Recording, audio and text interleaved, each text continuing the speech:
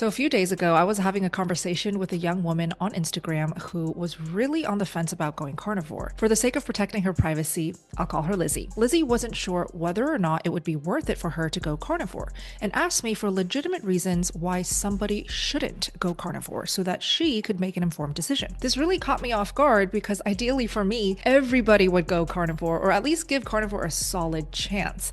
And I guess I never really thought about it like that, why someone wouldn't do a carnivore diet, which is something that I have found to be a total game changer. I actually did come up with a few good and legitimate reasons on both sides of the coin. So I thought I would just sit down right now and film a quick video sharing some of those insights that I shared with Lizzie so that by the end of this video, you can decide if going carnivore or sticking to carnivore is right for you or not. As a 6-year carnivore myself, and also being an active member of this amazing carnivore community for 6 years, I personally have noticed that there are 4 major profiles for people who would be ideal candidates for going carnivore. Now, if any of these sound like you, I would love to know which kind of carnivore you identify as in the comment section below. Let's start with the first ideal candidate for carnivore, which is what I sometimes call the desperate seeker. Now, don't take it the wrong way, because by desperate, I truly mean desperate. So you've tried it all. You have struggled through it all as well, and you feel like you have tried all of the different diets and modalities under the sun, yet nothing truly worked for you. You still are facing persistent health issues, you still are struggling with energy, you are just eager to find a solution that genuinely works. Whether it's constant bloating, fatigue, or anxiety that's been dismissed by traditional medical advice, you are just sick and tired of feeling sick and tired. And the carnivore diet is the alternative option you eventually settled on.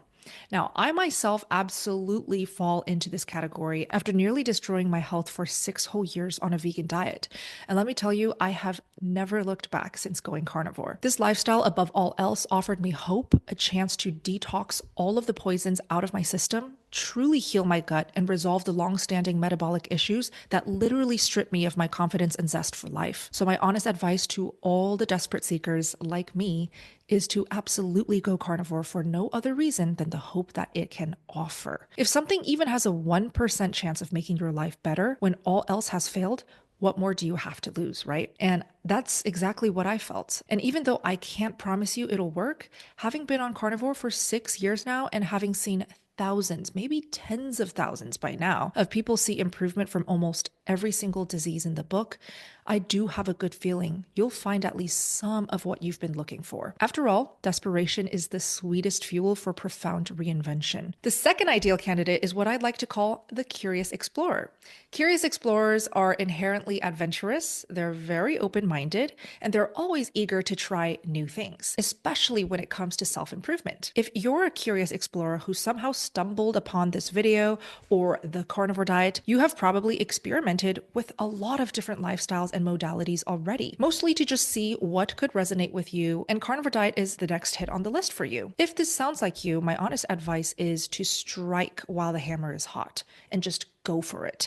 But make sure you give it at least 90 days to decide how you feel. You'll hear people like Dr. Sean Baker talk about this all the time. He actually talks about this extensively in my carnivore course that I've created with him. The 90 days is that magical mark for people to finally get fat adapted, really get situated with their carnivore lifestyle, and to know what works for them. 90 days is also the time when people truly fully start feeling the benefits of the carnivore diet. Once you reach the 90 days, you can then confidently assess its effects on your health, your well-being, and decide whether to keep moving on like the curious explorer you are, or if you've finally found the perfect diet you've been looking for. The third ideal candidate for carnivore is simple, and I call them the meat lovers. For this group of people, the love of meat is more than just a preference. It is a must for everyday meals.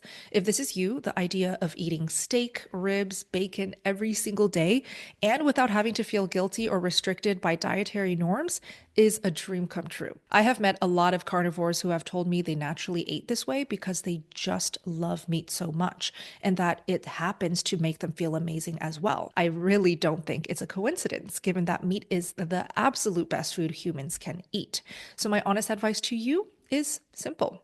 dig in. And I'm so glad you found this diet that truly is the best of both worlds, healthy and as delicious as you knew it would be. Moving on to the fourth ideal candidate for a carnivore diet, this is what I like to call the shapeshifters. Shapeshifters are all about one thing, transforming their body recomposition, and specifically shredding stubborn fat or building lean muscle. You are always on the lookout for the most effective ways, hacks, cheat codes to achieve body recomposition. And you've probably got some very ambitious and maybe even quantitative goals in mind. Putting on a few pounds of pure muscle or losing a few pounds of fat tissue, or even increasing your bone density if you're older, you're game to try anything as long as you can actually see and feel the results. So for me personally, I think of carnivore athletes like Dr. Baker or Dr. Anthony Chaffee who've been able to stay fit past their 40s, and the thousands of people who've collectively lost hundreds of thousands of pounds. But even more close to home,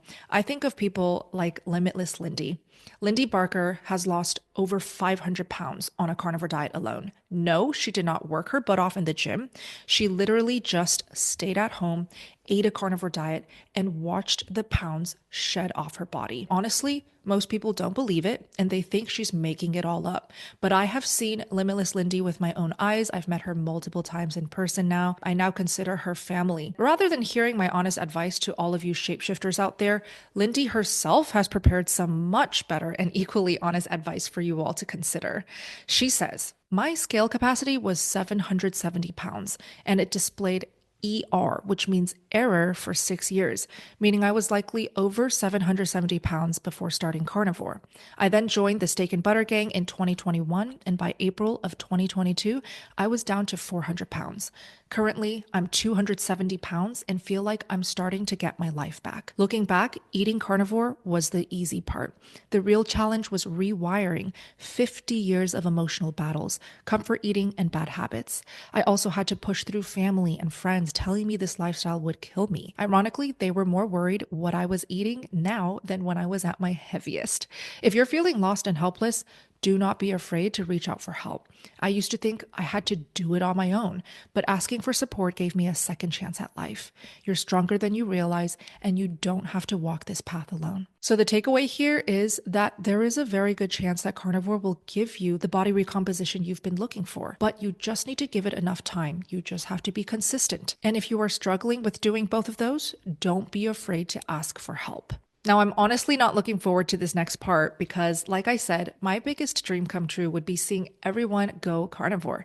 And although I personally believe carnivore to be the best and easiest way to get healthy, one size really doesn't fit all. And if there's anything that I've learned from being in the carnivore community for 6 years, it is just that. There are so many different types of approaches to carnivore and maybe modalities that will not work for every single person. So if any of these next three profiles sound like you, don't go carnivore, at least for now. The first profile that should not go carnivore, in my opinion, is someone I call the unbothered eater.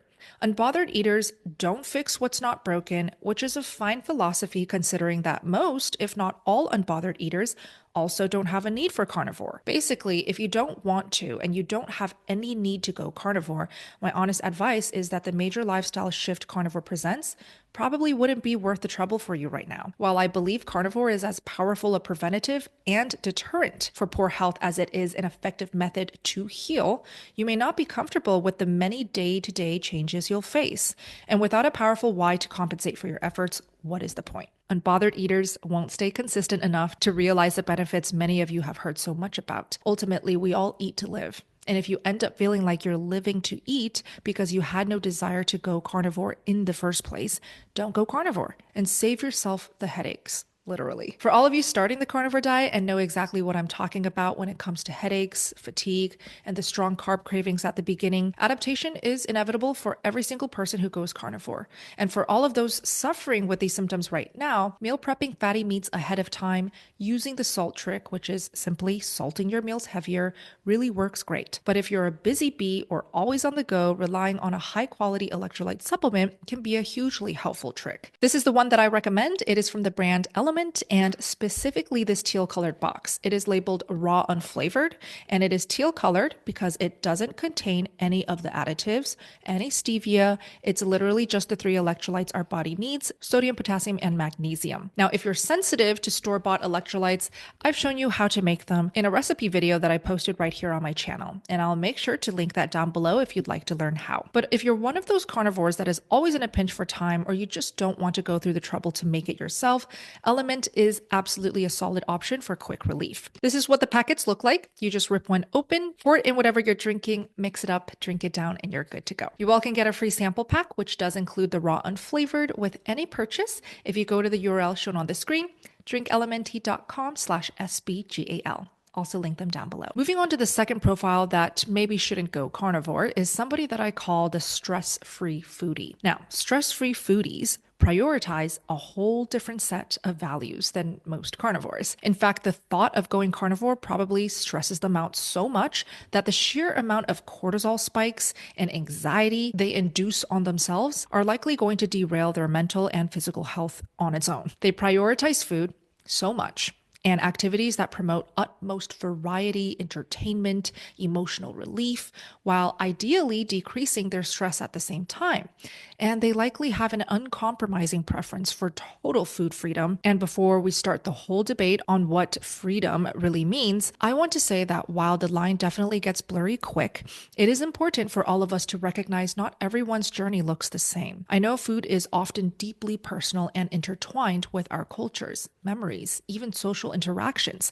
And that's exactly why going carnivore poses such a big challenge for so many of us. For me, the sacrifices were well worth it. And actually, by reframing my perspective and priorities, they don't really seem like sacrifices at all. But for those of you who cannot cut the many strings that come with food, it's a legitimate reason not to go carnivore. My honest advice to you stress-free foodies is to keep an open mind moving forwards and to not villainize the carnivore diet like a lot of the trolls do, so that if you were to change your understanding of food in the future, you'll have this amazing option waiting for you. I also think stress-free foodies are typically people who have a lot of things going on in their life. They maybe have a demanding career, they have kiddos to take care of, to the point where they are so busy that they don't have the time to sit down, research, inform themselves about everything that a carnivore lifestyle has to offer, including the legitimacy of a carnivore diet. We all know by now that most of the world still thinks a carnivore diet is a fad diet, it's a passing trend, and it is absolutely something that is very dangerous to your health long term. And so I do think stress-free foodies are a little bit more prone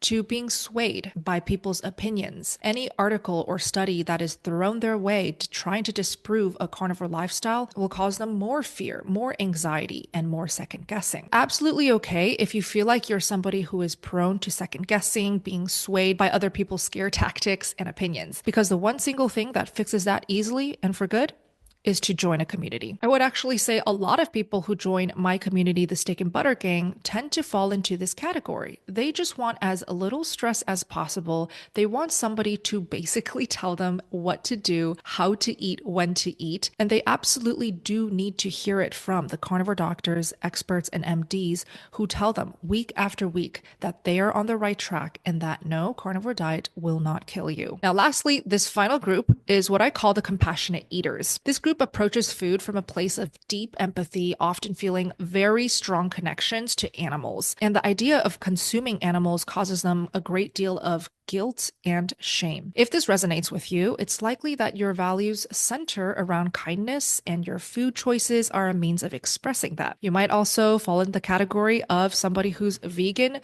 vegetarian, or pescatarian. Now, I have a lot of sympathy for this group of people because I was actually there myself, where the thought of eating animals caused me a lot of guilt. I honestly felt like a bad person for wanting and craving for meat. And that's because I was brainwashed. Now, I'm not saying that if you're a compassionate eater, you were also brainwashed like I was, but I do understand that fear and that initial shame before eating your first bite of meat, especially if you've been vegan or vegetarian for years. I'll share with you what worked for me and what caused the least amount of guilt. My first bite of animal foods, I intentionally decided that it would not be meat. I made it eggs. Eggs cooked in Kerrygold butter. I felt like I was breaking my vegan streak with something that wasn't truly an animal, at least not yet. So there's a couple more categories of candidates I typically would not recommend carnivore to that I didn't mention, and I'll explain why. For those of you who avoid considering carnivore because of accessibility issues such as lack of budget or local options, my best tip to you is to make friends with your local butcher, make friends with your local farmers and ranchers. I get insider tips from them and I score the best deals on my staples. The one caveat to this is if you're living outside of the United States where quality food is scarce, comment it down below because we have a lot of long-term carnivores who are all over the world, and they are some of the most knowledgeable carnivores in this space.